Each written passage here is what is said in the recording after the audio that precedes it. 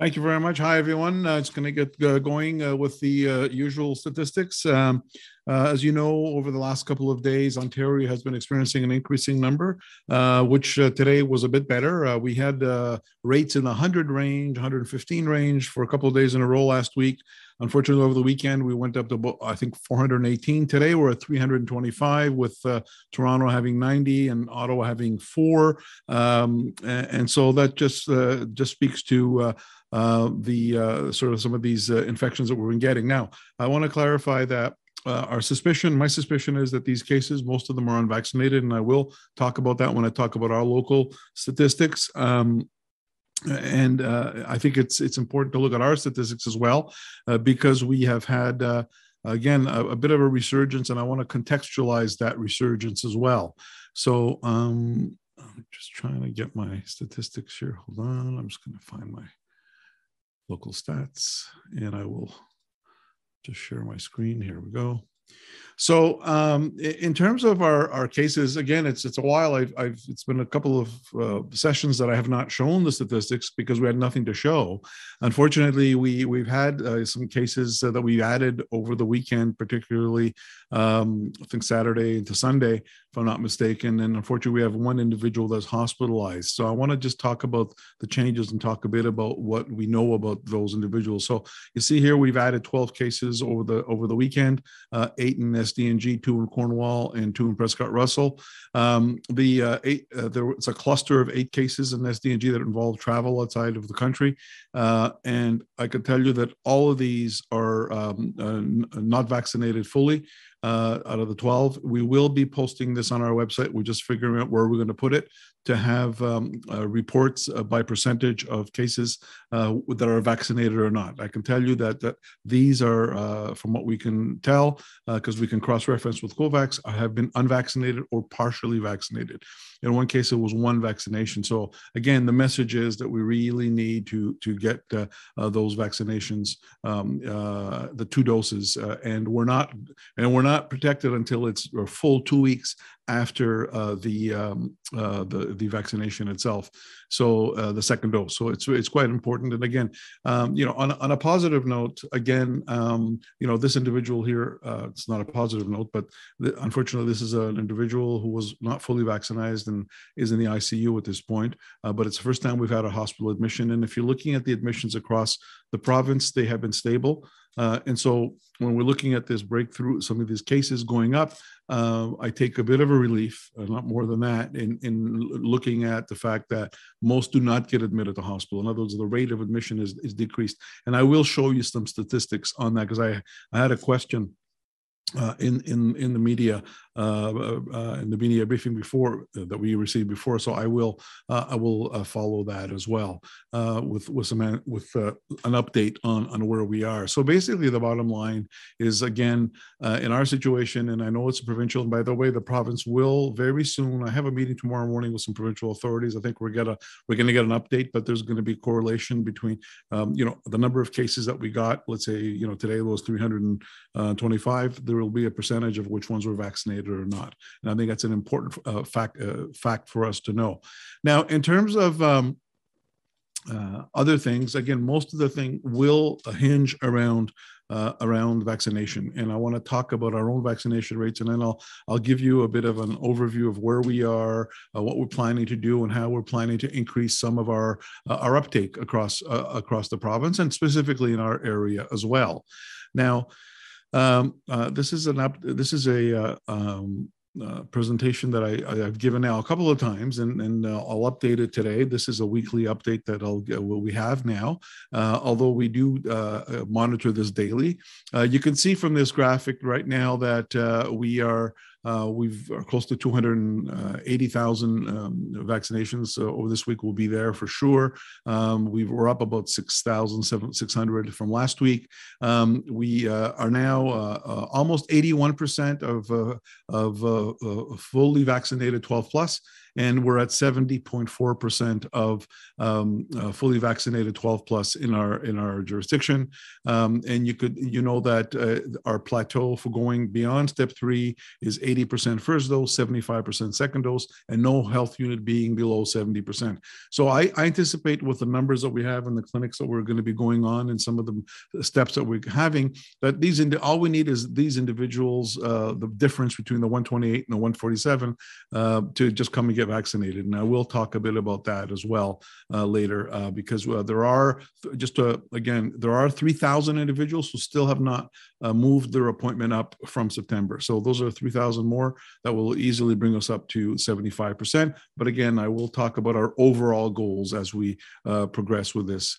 Again, what we're seeing is a very high uptake in older population, and not as high in the lower age groups, particularly less than 30. And it's no coincidence that it's these individuals less than 40 that are making up the brunt of the infections. And one of the reasons I think that we're not seeing, I'm pretty sure that we're not seeing more cases being admitted to hospital is that more and more of these among younger individuals, albeit some get admitted, obviously, but not at the rates that an elderly individual would be. So there is protection in the older, and then we're getting sort of these infections in the younger ones where we need to do more work. We're barely at 50% for under 30 and between 18 and 29, and not even 50% yet for 12 to 17, although we've done some progress in first doses. So I'm hoping that with some of the other things that we'll be doing and approaches, that'll be increased. Again, there is a divide. I think I showed this last week. There is a divide between, and differences, significant differences actually, between female, which is up here, and male, first and second doses. And again, we are going to be doing some focused groups on some focusing of our efforts on the young males, particularly, not to say that we won't be targeting everybody. Again, the message is if you haven't had your first dose, please go and get it. And if you're due for your second dose, let's go for it as soon as possible. Again, just to give you a bit of an overview here, we've had a bit of a lull towards the end of July into August. Our numbers are going down a bit. A lot of people are on vacation. It coincided with the Family Day week last weekend. And so now we're picking up the rate now. And you can see that our first dose, one of the things that I'm actually happy about, although that we've reached sort of that 80%, almost 81% mark of the individuals 12 plus being vaccinated, which is one of our goals for going up to step 3. Out of step 3, we are delivering on the average about 100 to 150 vaccine first doses, and I'm very happy about that because over a week, over a month, that's 3,000 extra people, so it'll bring us up higher. So it will do that, and we'll continue doing that because I think that is a very good thing.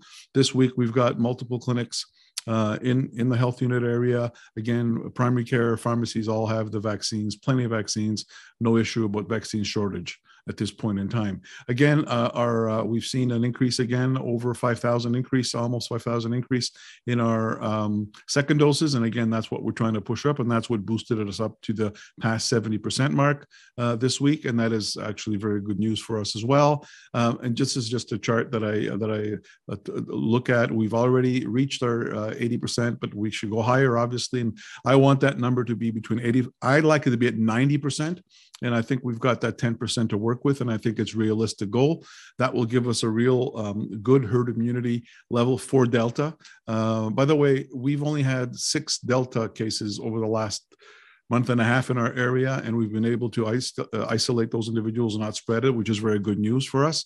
In terms of what we need to do, we obviously need another 8,000 or so doses to attain the 75% mark. But like I said, all we need is the individuals who have had their first dose come back, get their second dose, and it will be way over that. But again, our goal is to have 12 plus fully vaccinated as close to 90% as possible between now and the end of the summer. And that's what we're trying to do.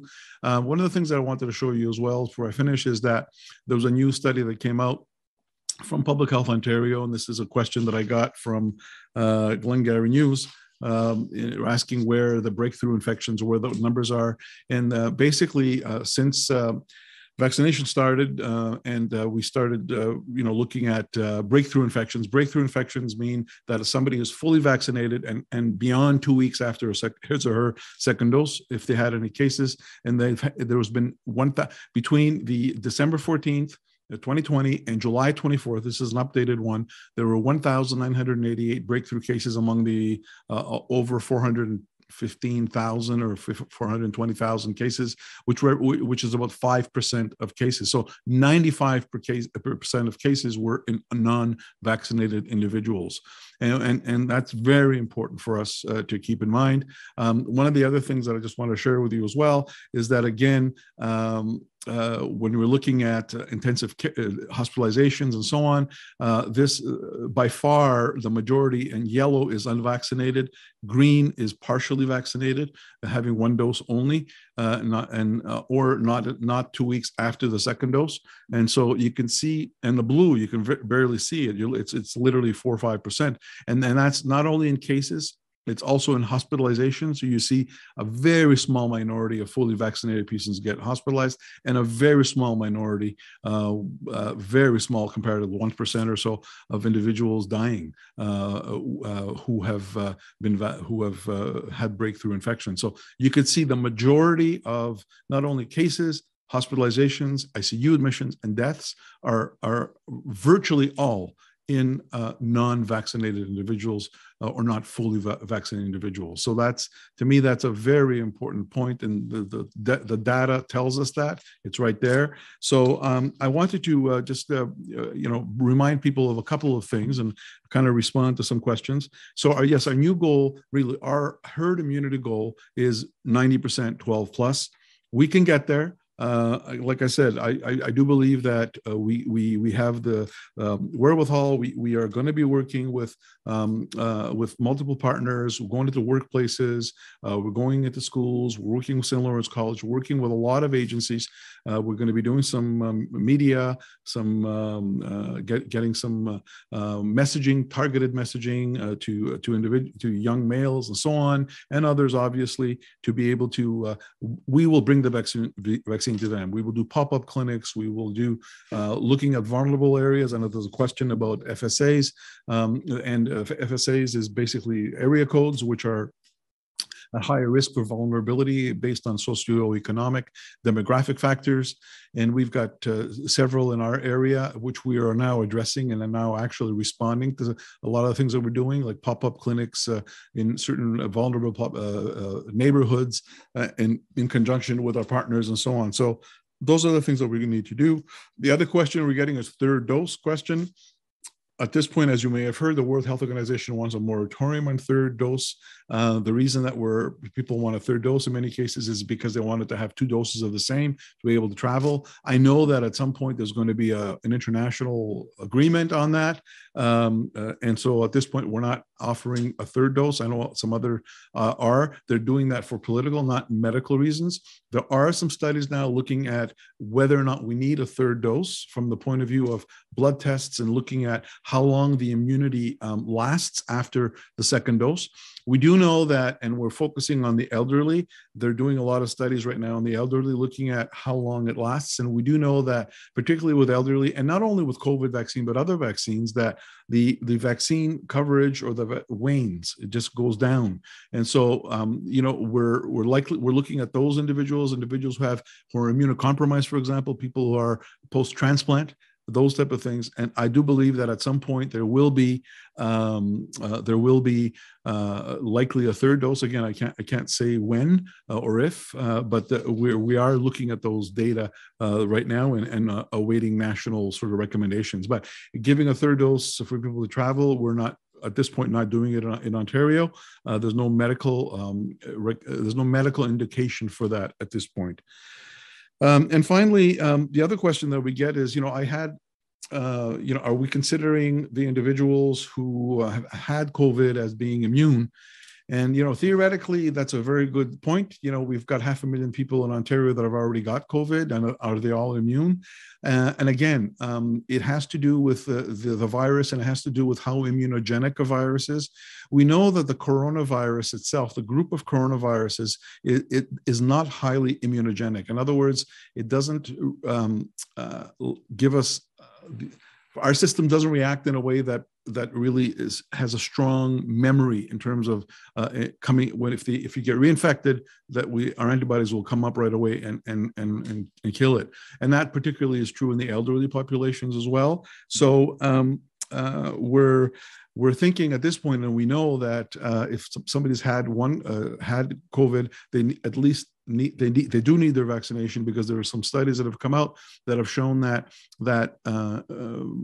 residual immune response or memory response is actually elevated or amplified significantly with the vaccination. So at this point, I think people who have had COVID should get vaccinated. That's what the data shows us at this point in time. And again, I will remind individuals that if you're among the 3,000 that have not had your vaccine, your second dose moved up, please do so. We will be doing another round of phone calls and emails to remind people. Don't forget that we had almost 16,000. We're down to 3,000. So let's get your second dose in. And again, a reminder for anybody hesitant or not thinking about or not having time, please take the time to get vaccinated. We have walk-in clinics. There's a lot of opportunities for you. Bonjour tout le monde, je vais commencer avec une statistique ontarienne. Je peux vous dire que la semaine passée, on était bas au niveau des cas. Par contre, pendant la fin de semaine, on a augmenté, on est rendu à 418 quelque chose aux fins de semaine. Cette fois-ci, aujourd'hui, on est à 325 cas en Ontario. Encore, ce n'est pas un chiffre élevé, comme on avait 4000 ou quelque chose, mais la tendance était d'avoir des augmentations. Il faut dire aussi que c'est Toronto qui mène, Ottawa avec 4, et aussi, on ne voit pas une augmentation des hospitalisations, ça c'est une bonne chose. Donc, c'est une chose à surveiller. On s'attendait un petit peu d'avoir une augmentation des cas à cause qu'on a rentré au TEP 3, qu'il y avait beaucoup plus de gens qui se mêlent, etc. Donc, au niveau de nos statistiques, je vais vous démontrer, ça fait quelques semaines que je n'ai pas eu besoin de démontrer les statistiques, mais malheureusement, on a eu des cas, surtout les fins de semaine. Nous avons ajouté 12 cas, 8 à SDNJ. C'était vraiment quelques familles ensemble qui étaient aux États, qui ont retourné, qui étaient positifs, non vaccinés, bien sûr. Je peux vous dire que dans les 12 cas qu'on avait depuis jeudi passé, aucun n'était vacciné complètement. Donc, encore, ça nous dit que la plupart des cas, en effet, la majorité, ou presque tous les cas qui sont atteints du COVID ne sont pas vaccinés de façon complète. Donc, ça, c'est un message important à avoir dans nos têtes. Malheureusement, comme j'ai dit, actuellement, on a 16 cas actifs dans notre région, une hospitalisée, une personne aux soins intensifs. Bien sûr, c'est une personne qui n'était pas complètement vaccinée. Encore, je vais parler un peu tantôt au niveau de pourcentage de personnes qui sont atteintes de COVID, qui s'étaient vaccinées, qui étaient hospitalisées, qui est très bas. Donc, au niveau des autres statistiques, on n'a aucune flambée, mais c'est clair et certain que dans nos cas, les 12 qu'on avait, je peux vous dire que je pense qu'on a une vingtaine de cas depuis un mois sont tous non vaccinés. Aucune personne n'a été vaccinée complètement qui avait du COVID.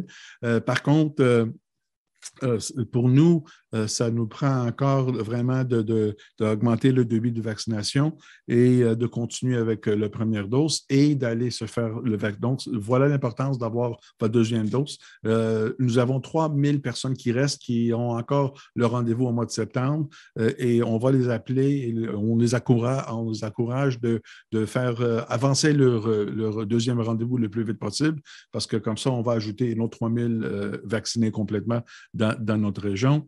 Je vais vous... à ce moment-là, je vais vous démontrer des statistiques locales au niveau du vaccin parce que je pense qu'on a des messages importants à apprendre et à partager avec ça.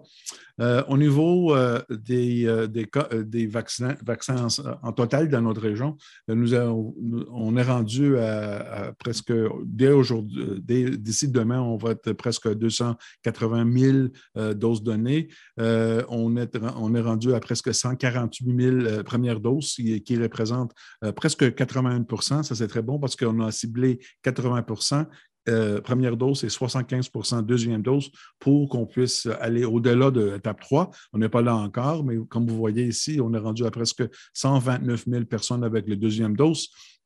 Et ceci représente plus que 70 % de la population 12 ans et plus. Donc, on va bien, on approche le 75 % d'ici la fin de semaine, on va l'avoir, c'est sûr, dans notre région, avec le débit avec lequel on donne les vaccins. Mais il faut dire que nos buts, vraiment, c'est d'avoir ce chiffre ici plus proche à 90 % Donc, on a du chemin à faire, mais juste pour clarifier, le 80 première dose et 75 % deuxième dose, les cibles qui sont ciblées sont vraiment pour qu'on puisse sortir de l'étape 3 et aller au-delà. Ce n'est pas suffisant, à mon avis, et au avis scientifique qu'on a, pour donner une assez haute immunité communautaire. Toujours, on voit que nos aînés, ici, les personnes âgées, on a un très bon taux de vaccination, 93 % et plus. Et vous voyez, avec l'âge en diminuant, surtout en bas de 30 ans, on voit des pourcentages faibles, moins de 50 % au niveau de deuxième dose, au niveau des personnes en bas de 30 ans. Et ce n'est pas surprenant que la plupart des gens qui sont positifs sont âgés en bas de 40 ans. Donc, on voit les statistiques.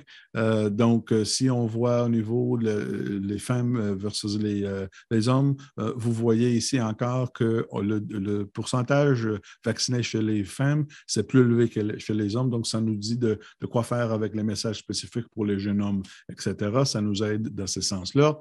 Là, on peut voir qu'on a donné jusqu'à date 5 000 doses en mois d'août. On avait une diminution des personnes qui sont présentées pour le vaccin, des vacances, etc. Et on avait le jour de congé la semaine passée. On voit ici au niveau de première dose, on est rendu, on a donné une autre 1000 à peu près, quelque chose depuis la semaine passée. En effet, on a donné 900 doses. Donc, ça représente à peu près 100 par jour, qui est très bonne. Ça, c'est les premières doses, n'oubliez pas. Et donc, on rajoute les premières doses. Ceci, avec le débit 100, 110 par jour, on peut donner 3 000 par mois. Donc, d'ici un mois, on pourra avoir une autre 3 4 000 personnes vaccinées. Donc, parce qu'on veut vraiment augmenter le débit, j'aimerais ça être plus proche de 155, 160 000. Ceci va représenter le 90 %. Donc, on a une bonne progrès. Si vous voyez, on a augmenté presque 5 000 dans une semaine au niveau des deuxièmes doses. Donc, on est rendu à 70 % ici. La raison pour laquelle ça, c'est important, c'est que dans les doses ciblées pour qu'on puisse sortir de l'étape 3, on a 75 % deuxième dose moyenne provinciale, 80 % première dose et chaque bureau de santé devrait être plus que 70 %. On est là. 70, mais on n'est pas là à 75 %. Donc, on a une autre semaine au moins pour y arriver. Au niveau des... Oh, excusez. Au niveau comme je dis, les doses ciblées, on voit vraiment, on a passé le 80 % on est rendu à 147 000, presque 148 000 premières doses. On veut aller plus haut, bien sûr. Ce chiffre devrait approcher le 90 %, mais on a fait un très bon travail, donc communauté ensemble pour le faire.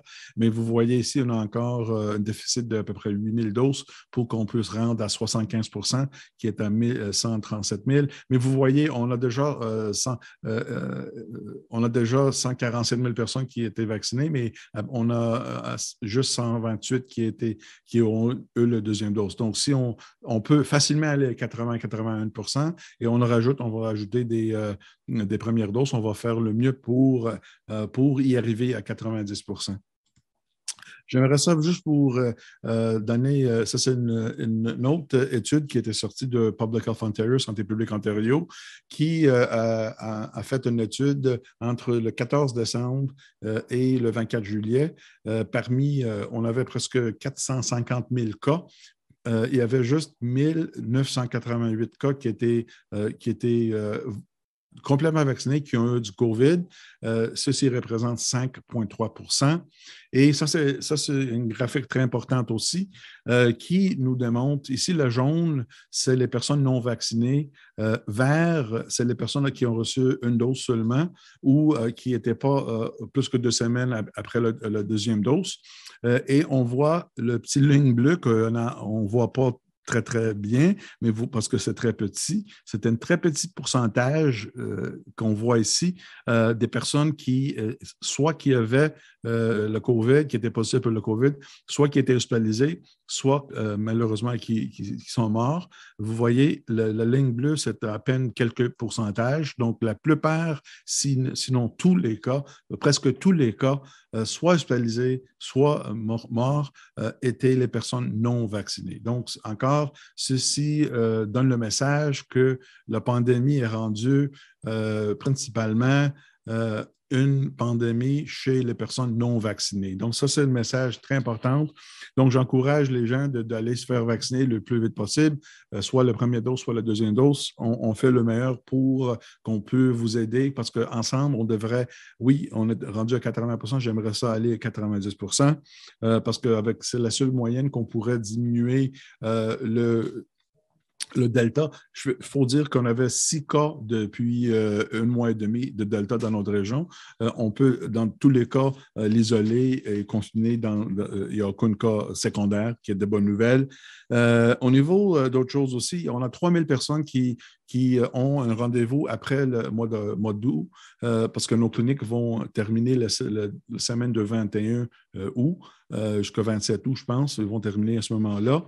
Qu'est-ce qu'on dit? On les encourage d'appeler. On va les appeler quand même, on va les contacter pour qu'on puisse avancer le rendez-vous. J'en ai aussi des personnes qui me demandent vis-à-vis de la troisième dose, est-ce qu'on peut donner une troisième dose comme d'autres régions pour quelqu'un qui va voyager, que ça va être reconnu comme 2 doses du même vaccin. Pour le moment, on ne le fait pas. Il n'y a pas d'évidence scientifique pour ça. Mais par contre, on a des études qui sont en train de voir le durée de protection des doses, surtout chez les personnes âgées et les personnes qui ont des problèmes avec le système immunitaire, parce que c'est sûr et certain que ça va diminuer. On voit la même chose avec les autres vaccins. Donc, ça se peut qu'à un moment donné, on est obligé de donner une troisième dose chez les personnes âgées, mais on attend encore tous les résultats des études et de voir les recommandations officielles du Santé Canada, etc. Et finalement, au niveau, on reçoit pas mal de questions aussi des personnes qui ont eu le COVID.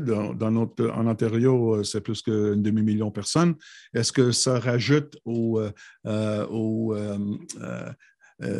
immunité communautaire, herd immunity? Faut dire que normalement, avec des virus, oui, on peut dire que oui, une fois qu'on est vacciné, qu'on a subi un virus, notre système immunitaire a encore les anticorps et les mémoires immunologiques pour la prochaine fois qu'on voit le virus, il n'aura pas d'infection. Avec le coronavirus, surtout avec COVID, notre système immunitaire ne réagit pas assez agressif, si vous voulez, et on voit avec d'autres types de coronavirus aussi que ne sont pas immunogènes. Autrement dit, ils ne déclenchent pas une très grosse réponse immunitaire. Donc, on pense que même si une personne a été infectée, à un moment donné, ça se peut que le taux d'immunité va diminuer et ça n'exclut pas que la personne va être revaccinée. Parce qu'on voit ça avec le coronavirus, pas seulement le couche de COVID, mais d'autres couches, d'autres souches, si vous voulez, des COVID, de coronavirus. Donc, on recommande, malgré qu'une personne était non vaccinée, était à eux de COVID, un résultat COVID positif, on recommande de se faire vacciner. Donc, encore, juste une dernière fois, allez vous faire vacciner. On peut le faire. Je vous remercie tout le monde de votre collaboration, d'aller se faire vacciner. Et aussi, juste pour dire aux médias que dorénavant, on va avoir une façon où on va reporter dans notre site web le pourcentage des cas qu'on rapporte à chaque jour, qui étaient positifs, qui n'étaient pas vaccinés ou pas, qui étaient vaccinés ou pas. Je peux vous dire que c'est presque 100% jusqu'au moment, mais on va le continuer. Je sais que ça va se faire aussi de façon provinciale par le gouvernement.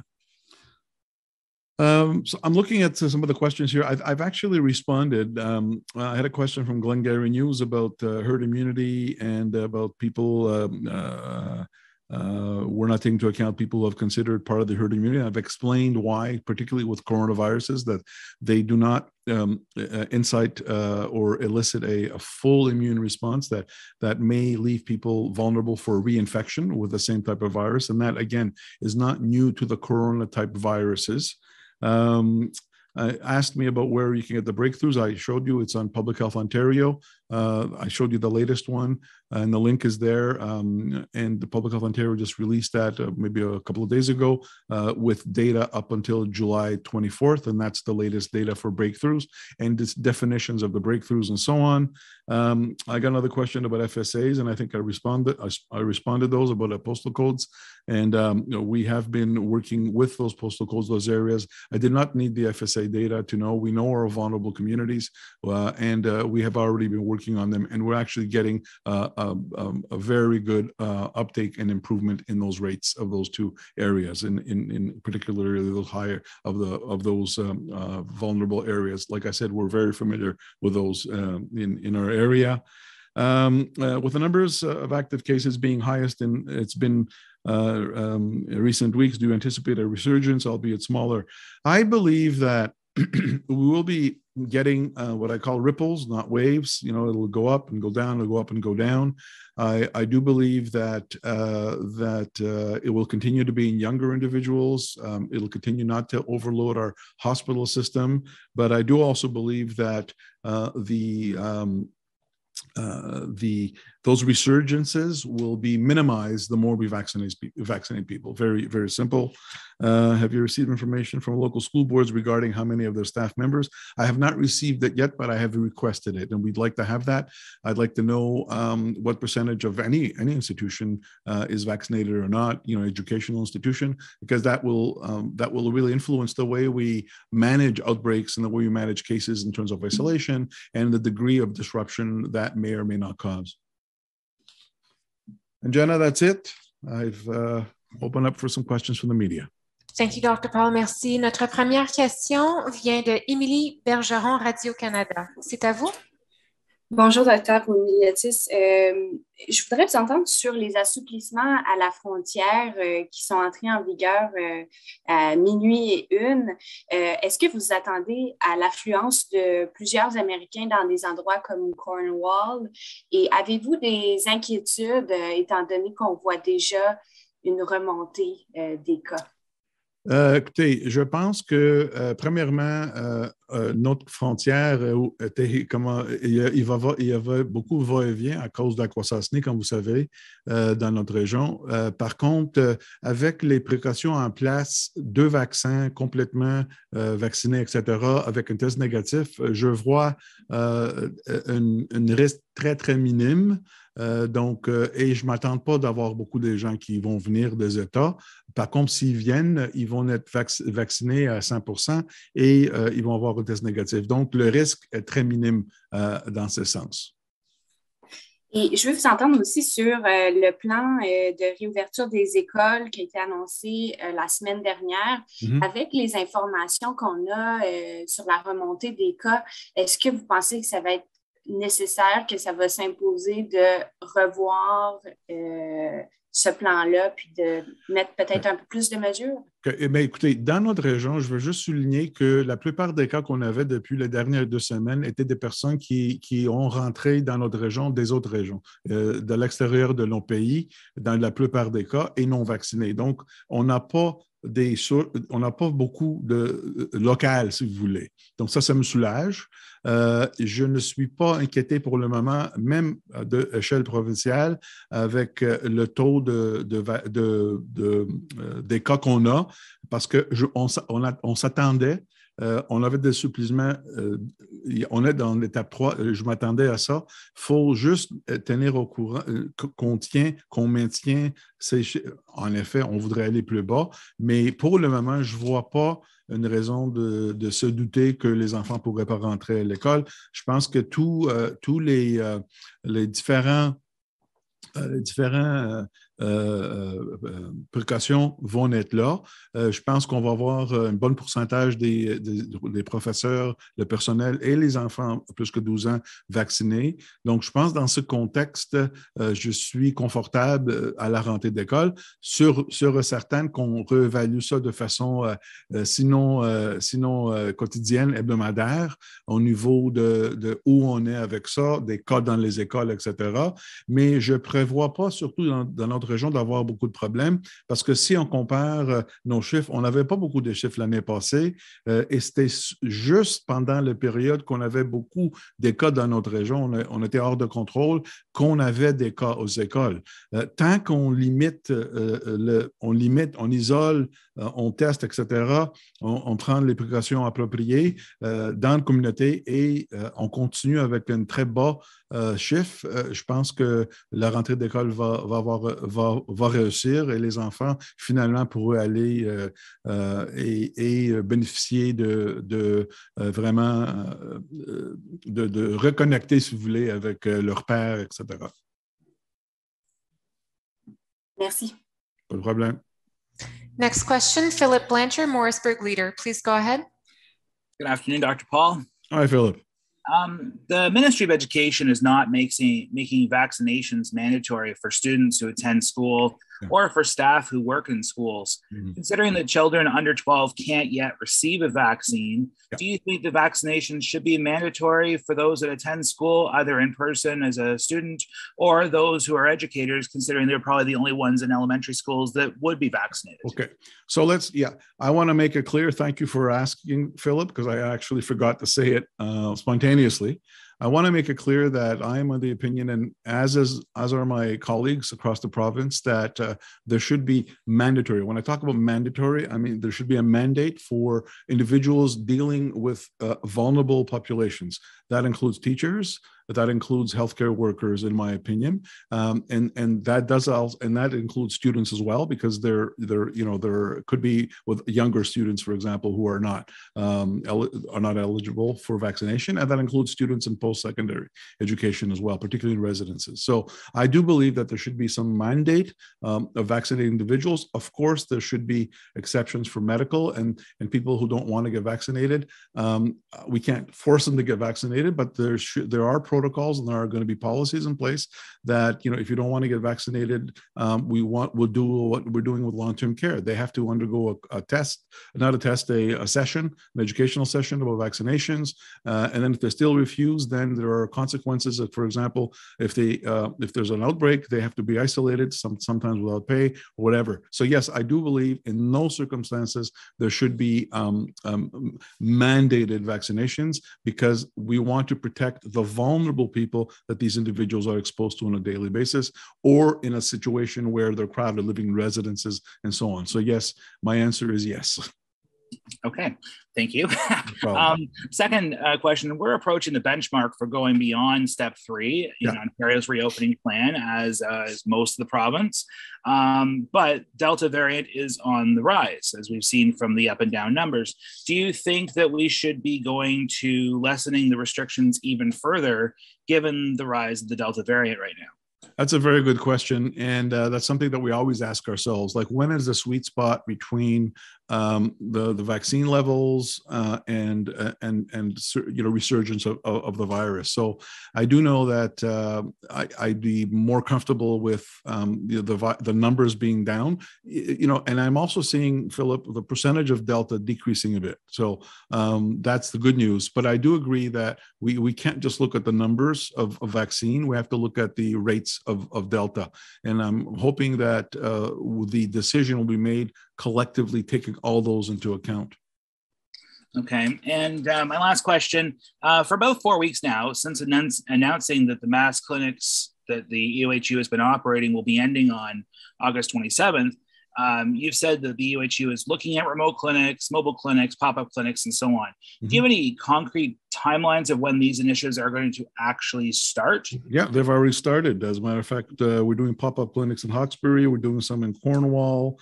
They've already started, and they're going to be continuing as we wind down. Right now, what we're concentrating on, Philip, are the FSAs that I talked about, those postal codes that are really lower than average, and we're addressing those as well. And we will be addressing those pop-up clinics and other ways of doing it. I will be speaking with for example, the Lower Canada, Ontario Health Team as well, looking at primary care, looking at pharmacies, looking at all those things as we wind down. Okay. All right. Thank you. No problem. Next question, Francis Racine, Standard Freeholder. Please go ahead.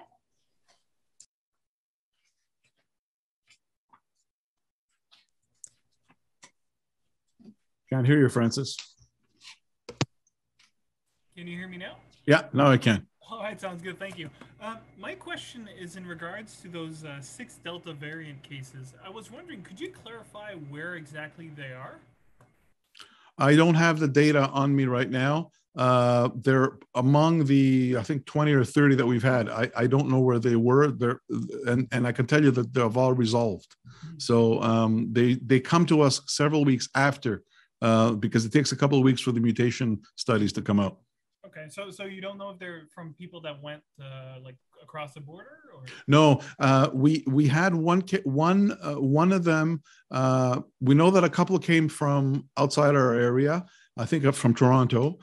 We tested one that came from outside our borders, and they were negative for that. So I don't have any specific patterns, if that's what you're asking. All right, sounds good. Thank you very much. No problem. Next question, Marcia McLeod, TVO. Please go ahead. Hi, afternoon, Dr. Paul. Hi. How's it going? You mentioned the health unit is like very, very aware of where the vulnerable FSAs are.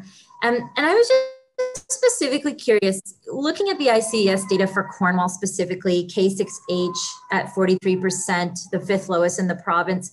Why do you think the rates are lagging in much of Cornwall specifically? Do you have a sense of that? I'm not surprised. This is a pattern that we're seeing in another part of our area as well, in the Hawkesbury area, and there are a multitude of reasons. There are social determinants of health reasons. We continually have difficulty in those areas with even a delivery of other programs. So I'm not surprised. There may be access. There may be people who don't have access to internet. Maybe people who don't want to go to clinics. There's a whole slew of things that we're seeing. But what we're trying to do now is we're trying to address and work with social agencies and other areas that are able to reach those individuals and make it easy for them to go where they're used to it. For example, they might not be used to going to the Benson Center, but they can go to the food bank or the Agape Center. So we're working with them. And again, this is not new to us. This is in terms of other services as well. We see that challenge, and it's a multitude of factors. It's not just one. Just one follow-up question. Do you think that actors such as sort of the Jason Christophs based in Cornwall, who are spreading misinformation on a pretty daily basis, could be having an impact on vaccine rates? Not necessarily, because it's not everywhere. These are areas that specifically have been continually not only difficult to reach for vaccines, but for other services. So it's not just vaccine related.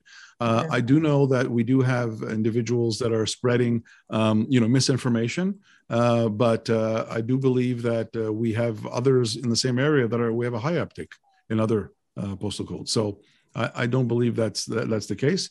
I also believe that there's going to be a percentage of individuals who won't get vaccinated, and there's about 10% that are hesitant, but will eventually get vaccinated. So I'm concentrating on those. Thank you. Thank you. An additional question, Dr. Paul, from Philip Blanchard, Morrisburg Leader. Please go ahead. Again, Philip, you've got it's too many questions. I'm just kidding. I know. I always get in trouble for that. Sorry, just doing my job. Okay. Quebec is implementing a vaccine passport next month. Ontario is not. Do you have any concerns because of the proximity to Quebec border? Vaccine hesitant or reluctant people or unvaccinated people from Quebec traveling to Ontario because they don't need a vaccine passport to use our restaurants and bars and so on. Doesn't that sound familiar, Philip? Huh? I know. I never thought of it that way, but you're right. Yeah, I am concerned, but I don't think that people are going to be that desperate to come across to our area. The concept of, if you ask me about, I thought you were going to ask me about what I thought about vaccine passports. Since you're saying it, go ahead. Well, the concept of what they're doing in Quebec, to me, is rewarding people that took the time, waited in line, got their vaccines, both the first and second dose, and now can reap the benefits of it, right? It's not to say you're punishing the non-vaccinated. I don't mean it that way. I mean it in the positive way. And so I think that the way that they're framing it in Quebec, if you're a business owner and, the choice is either we shut you down again or put a passport out, what would you take? Mm-hmm. So that it's not a bad thing that he's doing. I'll be honest with you. And I don't know that there's no appetite here in Quebec, in Ontario, notwithstanding the cross-border stuff. But there's something that we need to look at, because I think people who are vaccinated, can reap the benefits of them. There are circumstances where, vaccinated people who mingle together don't need masks, don't need distancing, and those type of things. So, but I never thought about it, Philip, until you brought it up. But you're right, that cross-border differences may, attract people here. I don't think at this point. Okay, thank you, Dr. Paul. No problem. Do those joining by phone have questions? Press *6 to unmute. Ceux qui se joignent par téléphone ont-ils des questions? Appuyez les touches étoile 6 pour désactiver le mode silencieux. Those are all the questions for today, Dr. Paul. Thank you. Merci tout le monde.